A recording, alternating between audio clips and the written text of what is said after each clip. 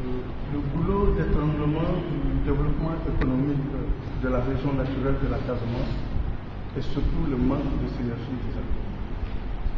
Et cela, le handicap international l'a bien compris. Et c'est pourquoi il a aussitôt adhéré à l'idée de mettre en place une concertation multi-acteurs pour promouvoir le développement économique en Casamance. Et c'est ainsi qu'un partenariat entre le GERDER et Handicap International est né. Convaincu que le développement économique ne peut passer que par la mutualisation des moyens et le travail dans la complémentarité, nous, GERDER et Handicap, souhaitons vivement que ce cadre de concertation des acteurs de développement économique annoncé par le GERDER dans le cadre de la mise en œuvre du PACOMADEP enregistre l'adhésion de tous les acteurs du développement économique. Ce cadre, monsieur le gouverneur, ne pourra être un cadre de plus.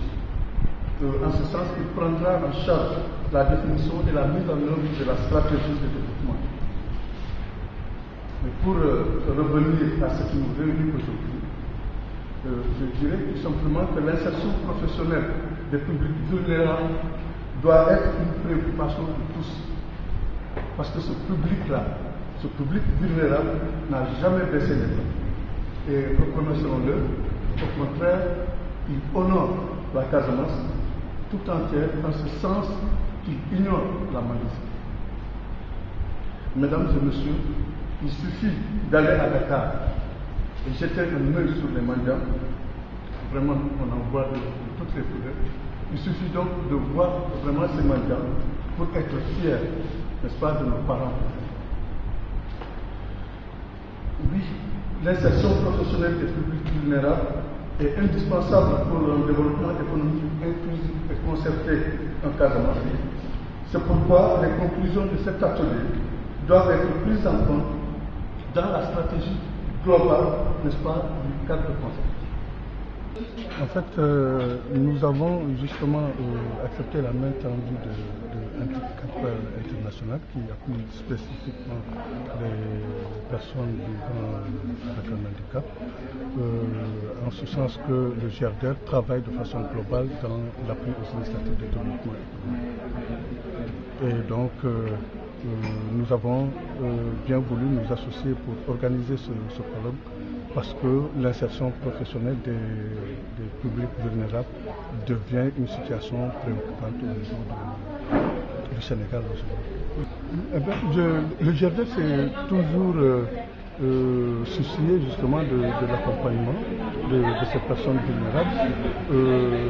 Peut-être que c'est vrai que ce nombre important est dû, n'est-ce pas, au phénomène que nous connaissons tous, le conflit avec la présence de mines et autres. Et donc, on ne peut pas faire du développement économique en Casamance sans justement prendre en compte ces personnes-là. Seulement, le GERDER, au début, n'oriente pas, n'est-ce pas, son action spécifiquement sur les personnes vulnérables, mais de façon globale, en considérant que ces personnes-là sont considérées comme des citoyens. Et donc, s'ils ont des initiatives et qui veulent justement s'intégrer dans la vie professionnelle, eh bien, on les accompagne.